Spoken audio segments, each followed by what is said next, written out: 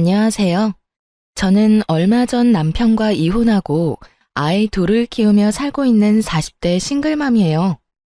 이번에 이런 사연글을 쓰게 된 건 제가 겪은 충격적인 상황을 전하고 세상에 이런 쓰레기들도 있다는 걸 여러분들께 알려주기 위해서예요. 제가 이혼한 이유 한번 들어보시겠어요? 저는 결혼 당시에는 사회복지사였어요. 어릴 때부터 특정 직업에 애착을 가지는 타입은 아니어서 깊게 공부하는 스타일은 아니었어요. 사회복지사도 초고령 시대에 진입하면 노인 돌보는 사업은 망하지 않겠다는 생각으로 가볍게 택한 직업이었죠. 결혼 후 취득한 요양보호사 자격증도 사회복지사를 하다 보니 요양보호사 자격증도 유용할 것 같아서 취득한 거였어요. 그렇듯 저는 직업에 관해서는 특별히 집착하는 건 없었어요. 그리고 나이 30에 때가 됐다는 생각에 평범한 회사원이었던 남편과 결혼하고 바로 첫째 아이를 가졌었죠. 결혼할 때도 시댁에는 아무 문제도 없었어요. 시모는 자기 이름을 걸고 가게를 운영하는 멋진 중년을 보내는 분이셨고, 시부는 쾌활하고 언변이 좋은 성격 좋아 보이는 분이셨거든요. 남편도 그런 시부를 닮아 말도 잘하고 사람을 재미있게 해주는 사람이었어요. 그래서 결혼을 선택한 것도 있었죠. 그런데 그런 시부와 남편 사이가 처음에는 많이 나빴어요. 너 그 회사 때려치우고 그냥 엄마 밑에서 가게나 하라니까. 꼴랑 그만큼 벌어서 저 자식 밥은 어떻게 먹여 살릴래? 요즘 세상에 남자 혼자 벌어서 살 수 있을 리가 없잖아요. 와이프도 같이 돈 버는데 아버지가 왜 난리예요? 그리고 불확실하고 불안정한 수입보다는 적어도 확실한 수입이 낫죠. 볼 때마다 남편 직장 때문에 엄청 싸우곤 했거든요. 그런데 그게 점차 달라지게 됐어요. 결혼하고 한 6, 7년쯤 한창 싸우고 지지고 볶던 시부의 남편이 둘도 없는 친한 친구처럼 죽이 아주 척척 잘 맞더군요. 게다가 시부 말이라면 꿈뻑 죽는 남편을 보면 이제야 철이 좀 들었나 싶은 마음 반, 그래도 이건 좀 너무 과한 거 아닌가 하는 마음 반이었어요. 시부의 부탁을 뭐든 들어주려는 것이 나쁜 건 아닌데 그게 남편의 일이 아니라 저의 일이 되어버리는 건 기분이 퍽이나 나쁘더군요. 가게를 열심히 꾸려가던 시모가 너무 아팠던 적이 있었어요. 몸 상태가 너무 좋지 않아서 여러 병원을 찾다가 결국 큰 병원에서 해본 검사에서 혈액암이 발견됐죠. 시모는 입원하게 됐지만 급격히 쇠약해지는 바람에 간병을 할 사람이 필요하게 됐어요. 며느라가 네가 네 시어머니 좀 모셔라. 시부가 다짜고짜 그 말부터 툭 꺼내더군요. 상의가 아니라 통보였죠. 그게 얼마나 기분 나쁜 일인지 다들 아실 거예요. 저는 기분이 상했지만 일단 감정을 다스리고 시부에게 되물었죠. 아버님, 저도 할 일이 많은데 차라리 전문 간병인을 쓰는 게 어떨까요? 간병인은 돈 많이 들잖아.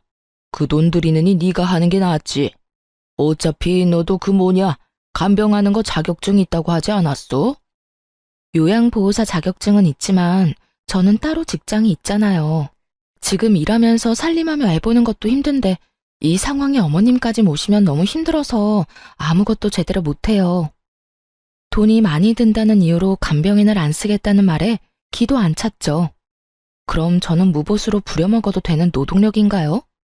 솔직히 남편이 돈이나 많이 벌어왔으면 저도 이런 고민할 거 없이 일 그만두고 시모 케어하러 갔겠죠. 하지만 지금 저희 상황에 저까지 일을 그만두는 건 너무 무모한 행동이었어요. 그래서 저는 멀뚱하게 서 있는 남편에게 계속 눈치를 주고 있었어요. 그런데 남편이 뜬금없이 저한테 그런 말을 하더라고요. 여보, 모르는 사람한테 우리 엄마 맡기느니 그냥 당신이 봐주면 안 돼? 아버지 하는 말씀도 다 맞는 거고 솔직히 간병인 믿음직스럽지도 못한데 차라리 그런 사람에게 돈 주고 맡기느니 당신한테 맡기는 게 낫지. 당신 진짜 진심으로 그런 말 하는 거야? 나 일 그만두면 지금 당장 나가는 돈 다 펑크야. 모아놓은 돈도 많이 없는데 무슨? 엄마한테 이야기해서 일단 보험금 나오는 걸로 당신 월급만큼 달라고 하면 되지. 당신이 간병해주는데 그런 것도 못 해주겠어? 시모와 전혀 상의되지 않은 듯한 말투에 저는 걱정부터 앞서기 시작했어요. 두 사람 하는 걸 보니 제가 하겠다고 말하기 전에는 집에도 안 보내줄 것 같더라고요. 돈 문제만 해결되면 시모 돌보는 거야 일하는 거라고 생각하고 하면 되기는 한데 이럴 때는 남편이 외동인 게 정말 원망스럽더라고요.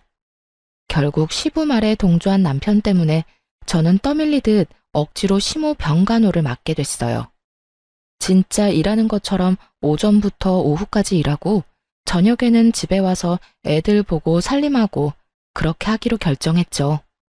정말 싫은 일이 될 거라는 제 예상과는 다르게 생각보다 의미 있는 시간이 되었어요. 병간호하는 첫날 시모가 제게 그러더군요.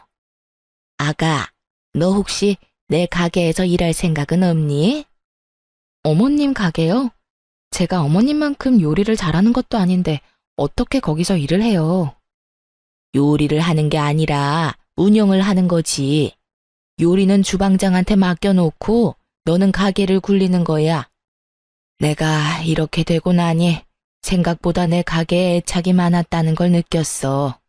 그걸 모르는 사람들에게 주느니 너한테 맡기고 싶은데 생각 있으면 배워보련? 정말 뜬금없는 제안이었지만 흥미는 생기더군요. 어차피 지금 있는 직업에 커다란 사명감이 있는 것도 아니었고 가게를 물려준다는 말까지 들으니 없던 흥미도 생길 수밖에 없더군요. 그렇게 그 다음 날부터 시모의 병수발을 들면서 시모 가게 일을 배우기 시작했어요.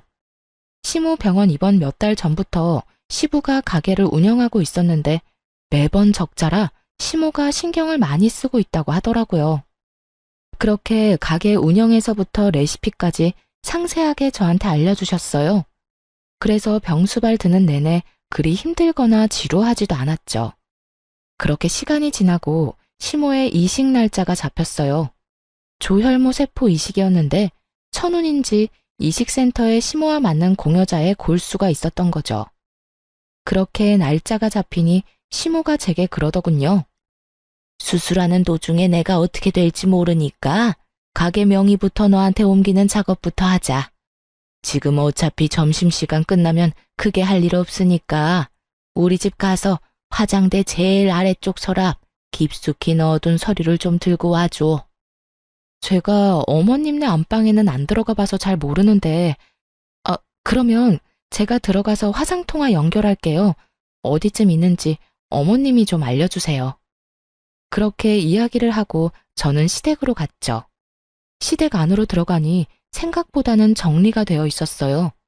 시부 혼자 있으니 어지러워져 있을 거라 생각했는데 예상외로 깔끔해서 시부 성격이 깔끔한가 보다 했죠. 그렇게 안방에 들어가서 화상통화를 연결했죠.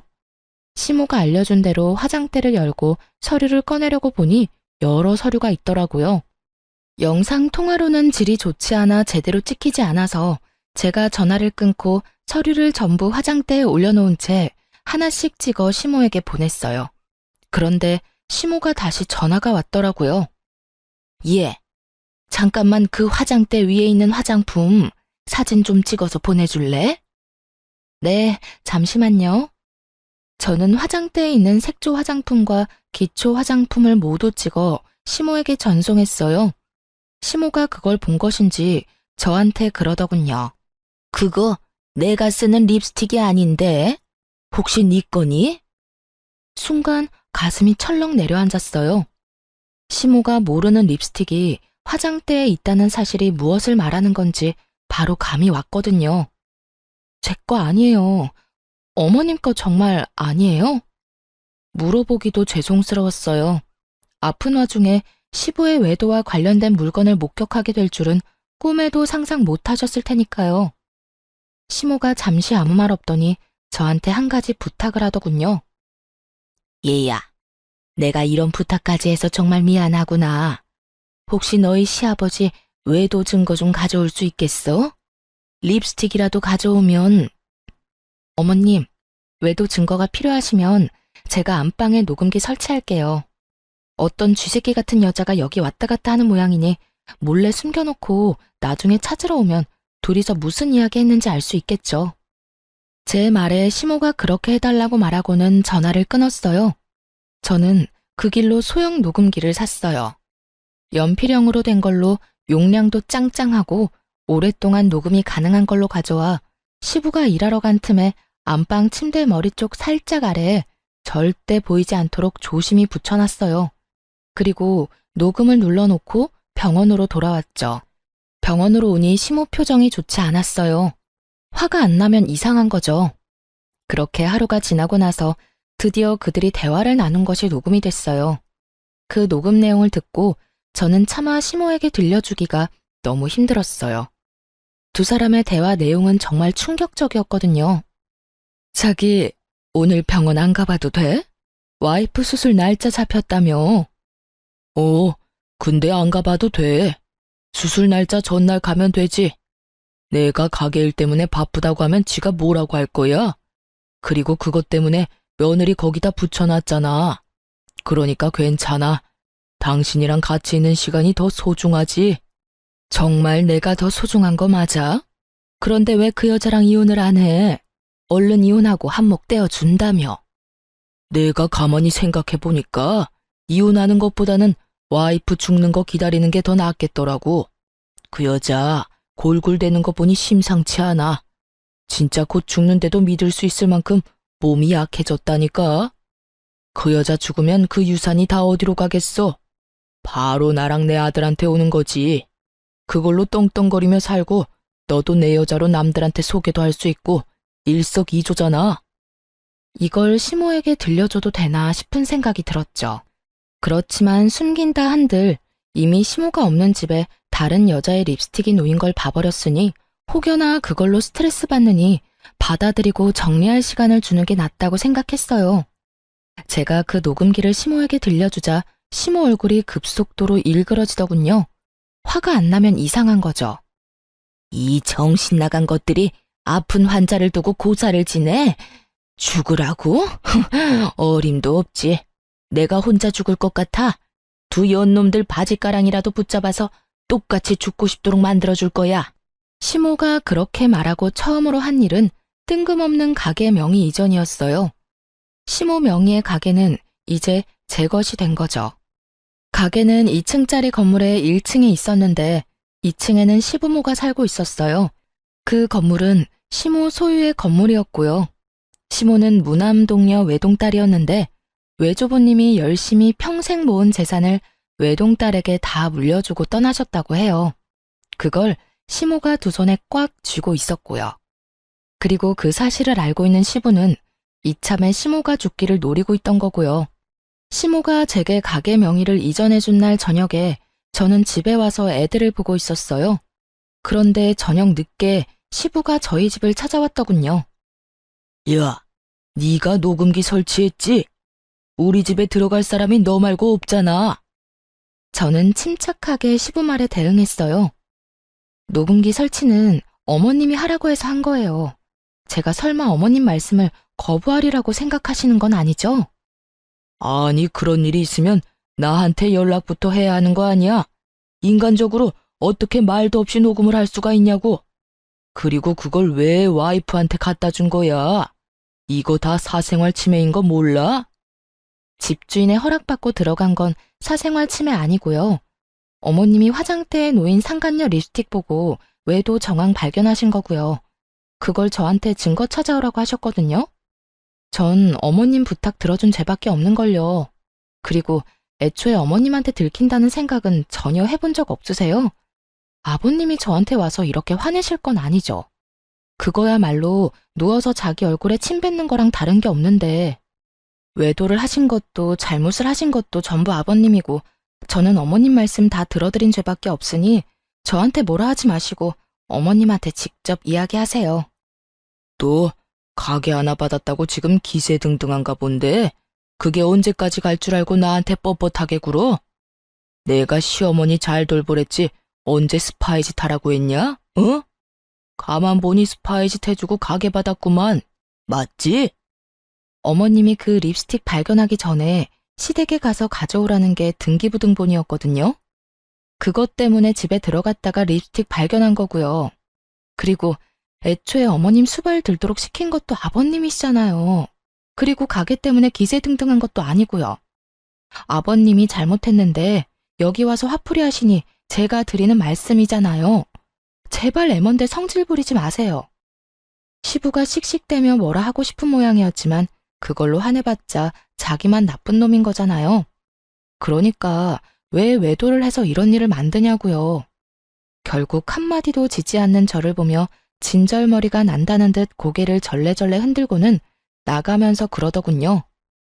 너 언제까지 그렇게 기세등등한지 내가 지켜본다. 내가 말하는데 너 조만간 그 얼굴 다 벗겨질 거야. 네 주위에 무슨 일이 벌어지고 있는지도 모르는가 본데 너야말로 큰 코 다칠 거라고. 그때가 돼서도 그렇게 당당할 수 있는지 보자. 씩씩대며 그 말을 던져놓고 나가더군요. 그게 무슨 의미인지도 몰랐지만 일단 시부가 떠났다는 것만으로도 안도했어요. 그런데 그날 저녁 남편이 야근 때문에 뒤늦게 들어와서는 다짜고짜 저한테 화를 내더군요. 당신 왜 엄마랑 아빠 사이에 껴서 이런 일을 벌여? 지금 당신이 나한테 화를 낼 상황이야? 나를 위로해줘야지. 무슨 일인지 나한테 물어보고 내가 얼마나 놀랐는지 자기는 알고 지금 나한테 화내는 거야? 대충 아버지한테 들었어. 그러게 왜 중간에서 그런 일을 했냐고. 난 어머님이 시키는 대로 했을 뿐이야. 어머님이 이미 외도 정황 발견했고 그걸 확인하고 싶어 하는데 그러면 어떡해? 당신 같으면 어머님 앞에서 그냥 덮어놓고 사시죠 하고 말할 수 있겠어? 남이면 그럴 수 있지. 그런데 며느리 자식이 그런 말하면 어머님 심정이 어떻겠냐고. 몸 성한 사람도 분노를 주체하지 못할 일을 아픈 분이 겪고 있잖아. 그럼 내가 시키는 대로라도 해야 할 거 아니야. 그러면 최소한 아버지한테 물어는 봤어야지. 두 분 사이 틀어놓는 게 네 일은 아니잖아. 관계는 이미 아버님이 바람 피울 때부터 틀어진 거 아니야? 당신 근데 묘하게 아버님 편만 드네? 아무리 아버님이랑 친해도 이건 좀 아닌 거 아니야? 당신 어머님이야.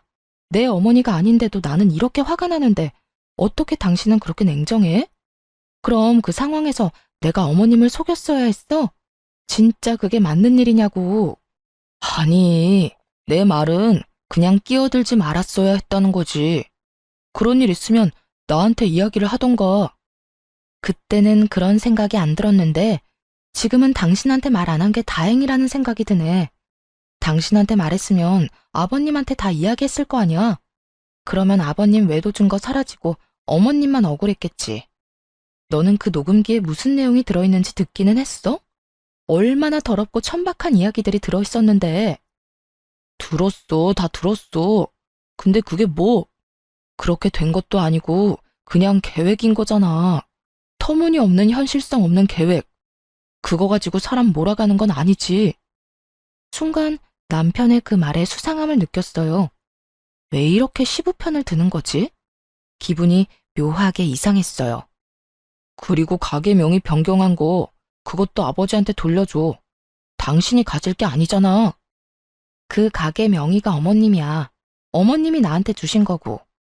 병수발 들러간 첫날에 나한테 그 가게 주고 싶으니 가게 일 배우라고 하셨거든? 당신 진짜 점점 이상해.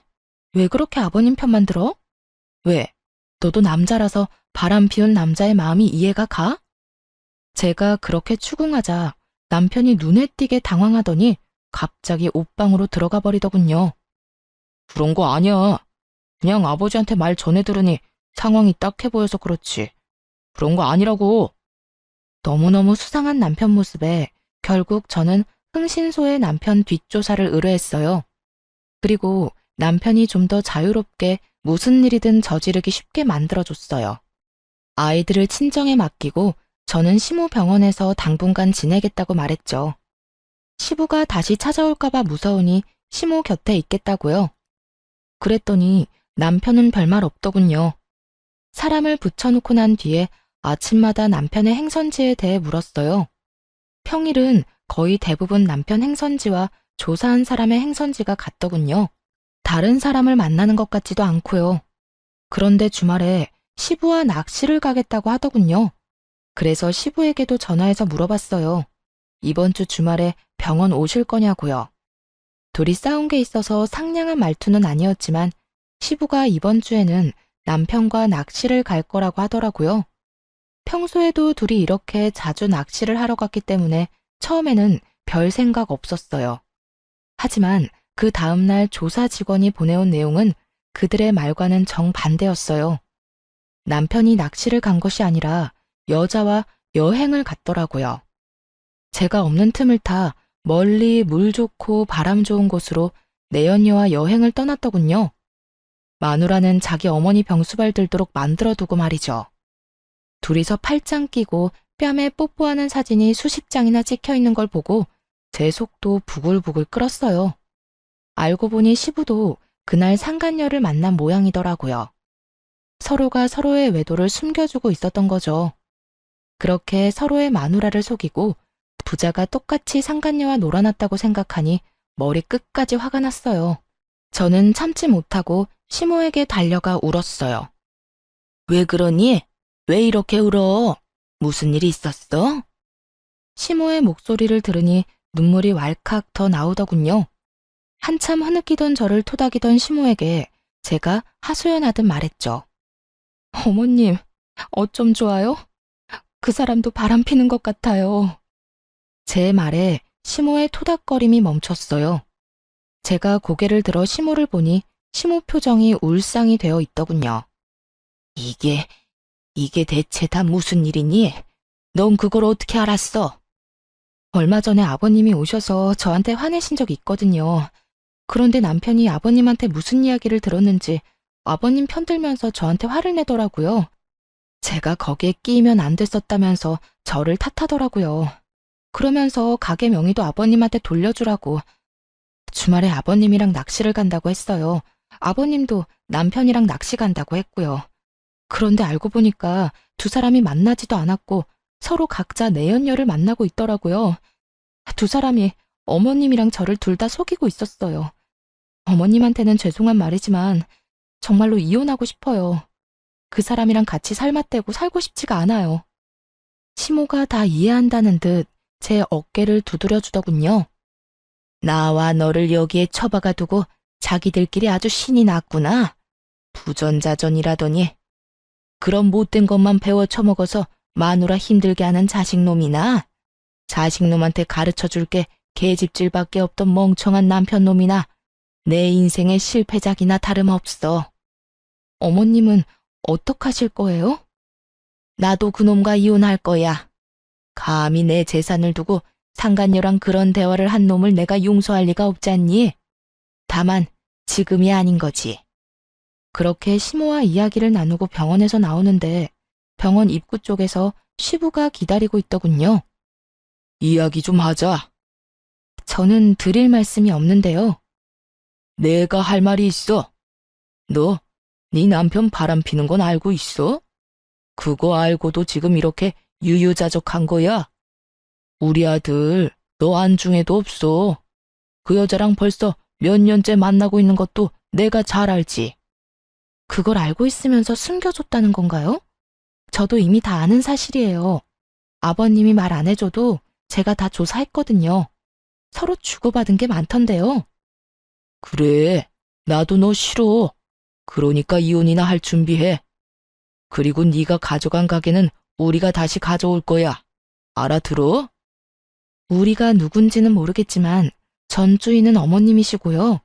유책 배우자이자 내연녀가 있는 남편에게는 아주 불리한 싸움이 될 거예요. 제가 원하던 거였는데 남편도 원한다니 다행이네요. 말 한마디 안 지지? 너 앞으로도 그럴 수 있나 두고 보자. 그리고 앞으로 여기 오지 마.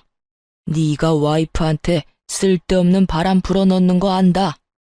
그 사람 성격에 나랑 이혼하는 거 죽어도 못해. 근데 네가 옆에서 살랑살랑 꼬드기면 그 여자 마음이 약해서 넘어갈 수도 있지 않겠어?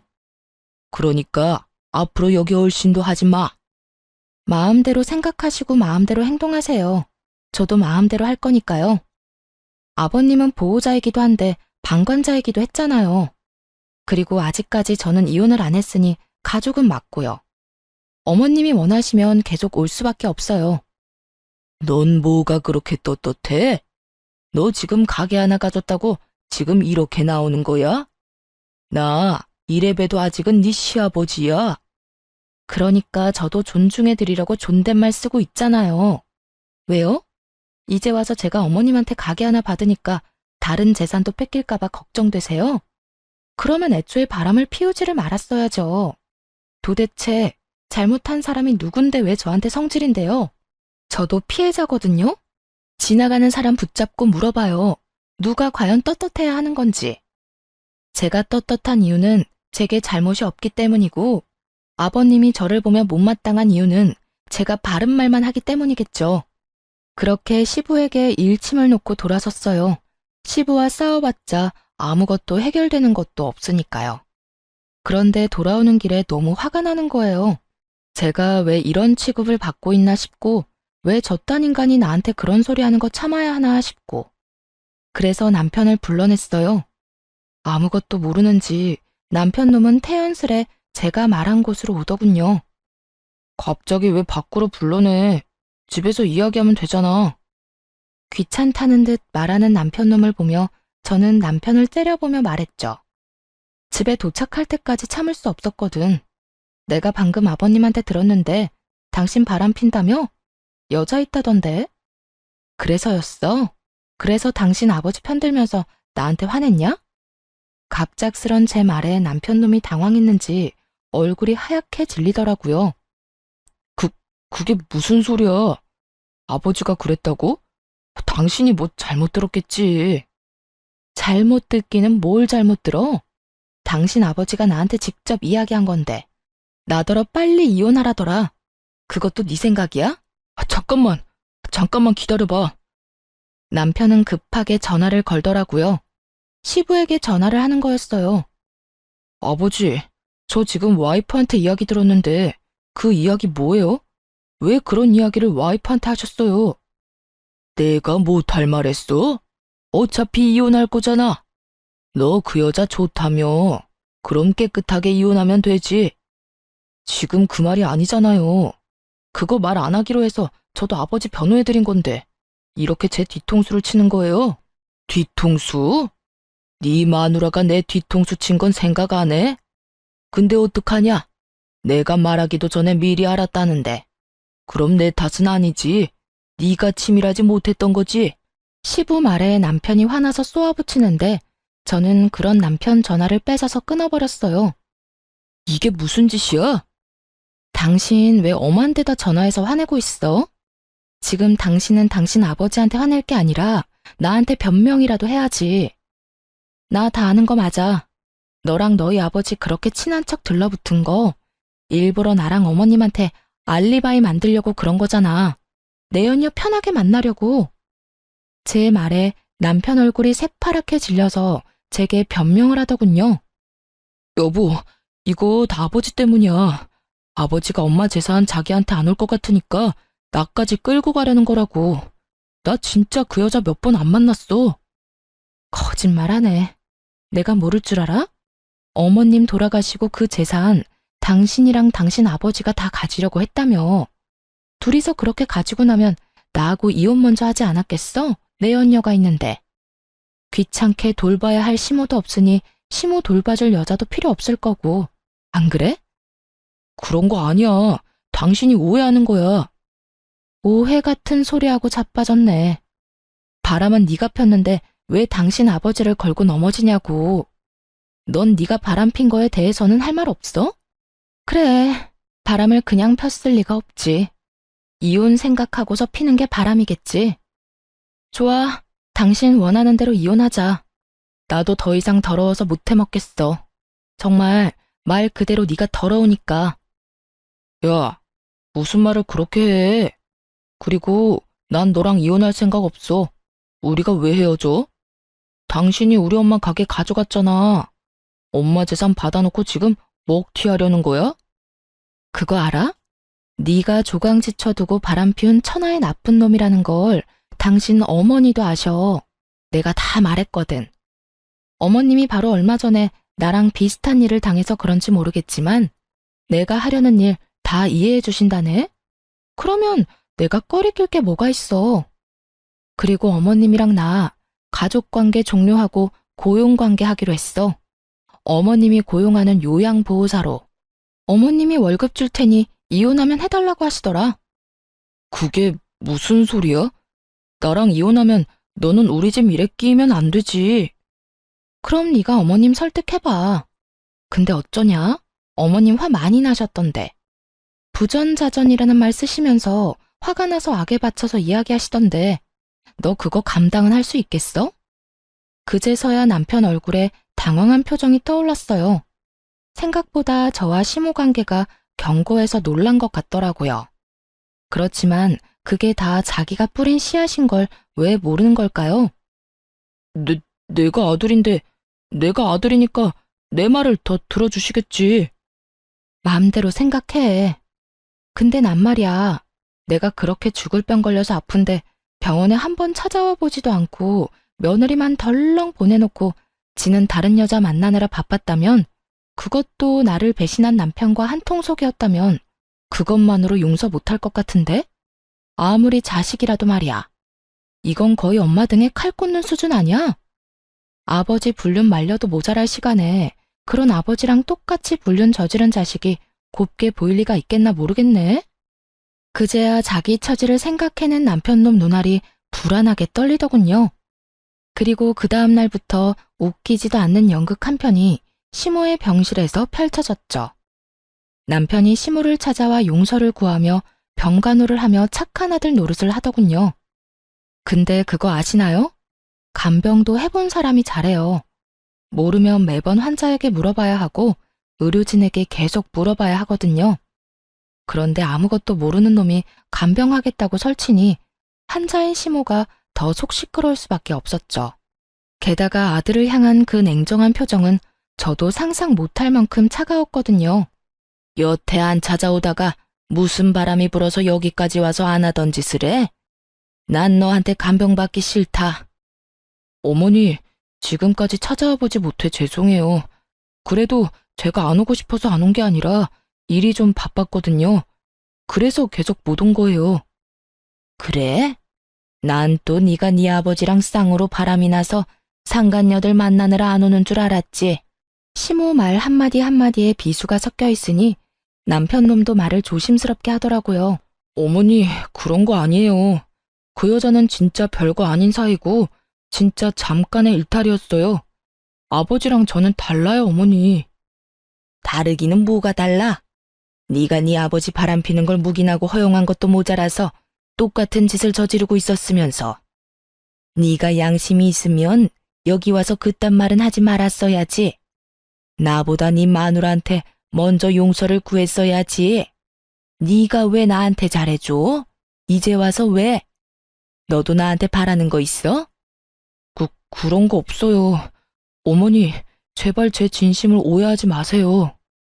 오해는 무슨 얼어 죽을 오해? 그게 진심이라고? 그딴 게 진심이면 세상의 진심은 다 죽었겠구나. 내가 네 아버지 때문에 얼마나 힘든지 알면서도 끝까지 나한테 먼저 이야기 안 했어. 그게 괘씸한 거야, 이 망할 놈아. 결국은 시모가 화를 내며 남편 놈을 쫓아내버렸어요. 그러자 그 뒤로 시부와 남편 놈이 번갈아가며 시모 병실을 찾아와 시모에게 용서를 빌었어요.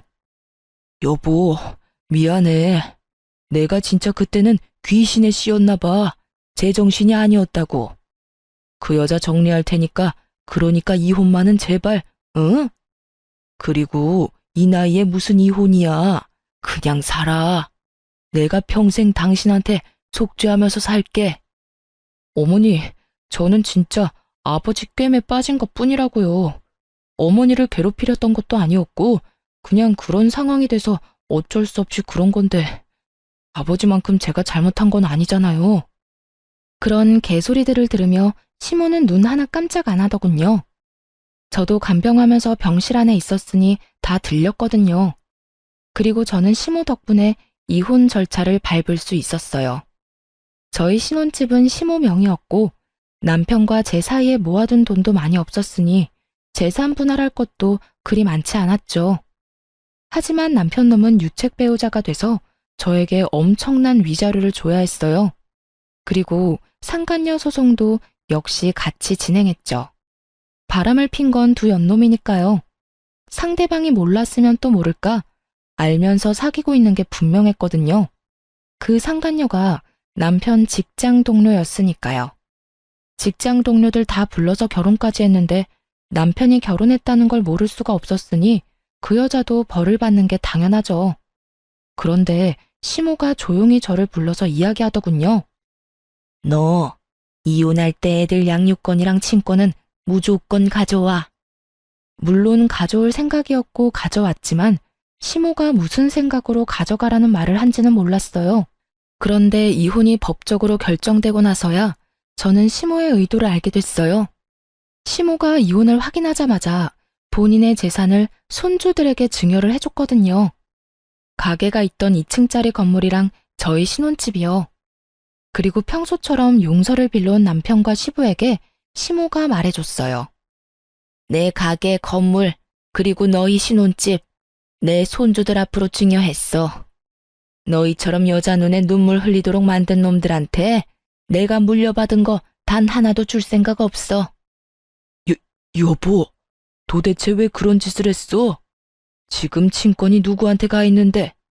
당신 재산 저 며느리가 함부로 쓰기라도 하면 어쩔 거야? 함부로 써? 당신한테 맡겼으면 순식간에 사라졌겠지. 나 죽으라고 고사도 지내는 판에 그 부동산 돈으로 바꿔서 다른 여자 먹이고 재우고 입히는데 열심히 썼겠지. 그 꼴 보느니 손주들한테 주는 게 낫지.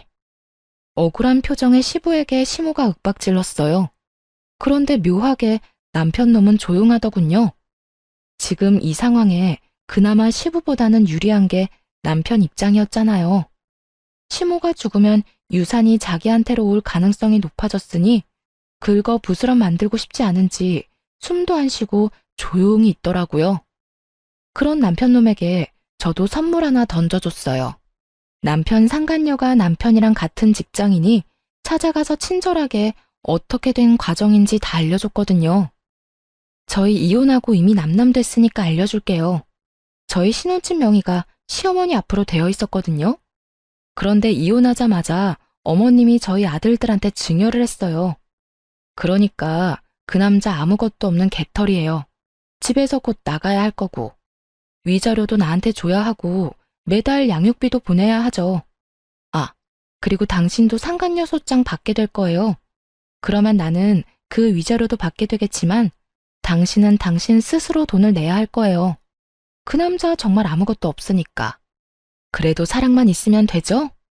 잘 만나요. 양육비는 꼬박꼬박 보내고요. 열심히 일해서 제 자식 크는데 돈 붙여줘야 하니까 몸 건강하고요. 거짓말이지? 그 사람 진짜 빈털털이라고? 그럼 난 어떡해. 위자료 대신 내준다고 자기만 믿으라더니 나쁜 놈이? 제 말에 한껏 열받았는지 그 길로 씩씩대며 전화를 걸어대더군요. 그런 상간녀를 두고 돌아왔어요. 결국 그 뒤에 들려온 소식은 두 사람의 이별 소식이었죠. 저는 정말 깔끔하게 이혼에 성공했어요. 이제 남은 건 시모였죠. 시모는 제가 이혼하고 손주들에게 부동산을 증여해주면서 모든 재산을 정리해두고 이혼 소송을 진행했어요. 시부가 죽자 살자 매달렸지만 시모가 들은 채도 하지 않았어요. 그 여자와 만난 것이 하루 이틀 일도 아니었고 거의 5년 가까이 만나며 시모를 기만했으니까요.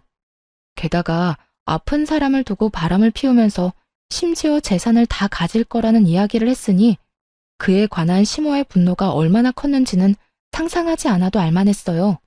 결국 두 사람도 이혼을 했지만 역시나 시부가 유책 배우자가 됐고 나눠야 할 재산 분할은 시모의 증여로 인해 할 것도 거의 없었죠.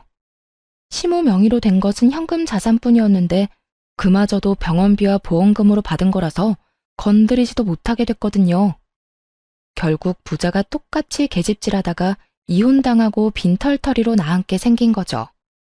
게다가 상간녀까지 떠나가니 지푸라기라도 잡는 심정으로 시어머니 병실만 뺀질나게 드나들더라고요. 어머님은 자기가 오래 살지 못할 거라 생각했는지 마음을 단단히 먹고 시부를 빈털터리로 만들었고요. 그런데 정말 웃긴 건 제 전남편 놈이었어요. 그 자식이 시부가 나가 떨어진 걸 보고 시모에게 찾아와 뭐라고 했는 줄 아세요? 어머니, 이제 하나뿐인 자식인 제가 어머니 잘 모실게요. 이러는 거예요. 그러면서 세상 효자인 척 다 하더군요. 시모가 그런 아들 바라보며 물었죠. 아, 그래? 그럼 잘 모셔라. 내가 해달라는 대로 다 하고, 그 정도는 할 수 있지? 네, 당연하죠. 어머니, 저만 믿으세요. 그 꿍꿍이 속을 왜 모를까요? 필시 속으로는 시부가 이혼했으니 만약 이 상태로 시모가 죽으면 자기한테 시모 유산이 다 상속될 거라고 정신 나간 상상하고 있었을 거예요. 그렇지만 그 뒤에 들려온 시모 말에 전 남편 표정이 울상이 됐죠. 그래, 그러니까 내가 미리 알려줄게. 나는 내 재산 다 쓰고 갈 거야. 그리고 다 못 쓴 거 있지? 그건 사회에 기증할 거라고 유언장까지 적어놨어. 내 재산에 관심 있는 사람들이 많고 뒤통수까지 쳐가면서 가져가려는 사람들이 있으니 그런 인간들 배불리지 않으려면 내가 다 걷어가는 게 맞지 않겠니? 어머니, 그런 게 어디 있어요. 제가 자식인데 당연히 저한테 물려주셔야죠. 왜 당연히야? 너 내 재산 불리는데 도움 준 적이 있어? 네 아버지랑 마찬가지로 나 뒤통수 치기나 바빴지. 인간아, 좀 착실하게 살지 그랬어. 왜 죽어가는 엄마를 두 번 찔러 왜? 내가 널 용서해서 여기 놔두는 것 같아? 천만에. 네 아버지랑은 다르게 법적으로 헤어질 방법이 없으니 그냥 두는 거다. 엄마 재산으로 한몫 챙길 생각뿐이었던 인간 주제에 여기가 어디라고 기어들어와서 가짜 효자질이야?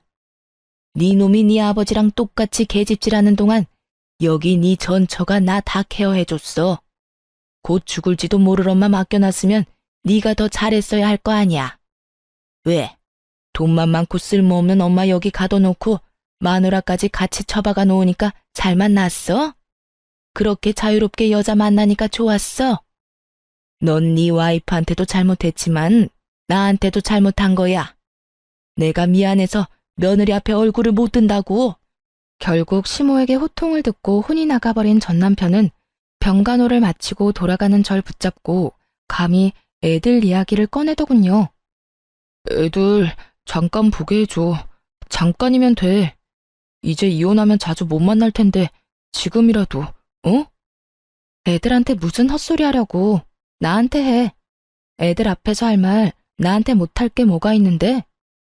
그런 거 아니니까 잠시만 보게 해줘.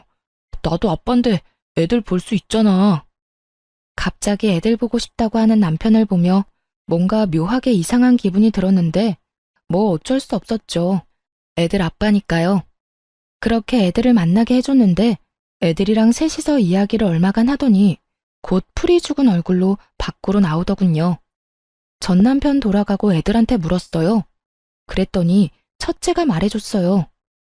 아빠가 우리한테 예전처럼 엄마 아빠 다 같이 살고 싶지 않냐고 묻던데 우리가 엄마한테 말하면 같이 살 수 있다고. 속으로 열불이 났어요. 이게 하다 안 되니 시모에게 재산 증여받은 아들들에게 나를 회유하라고 요구한 거였어요.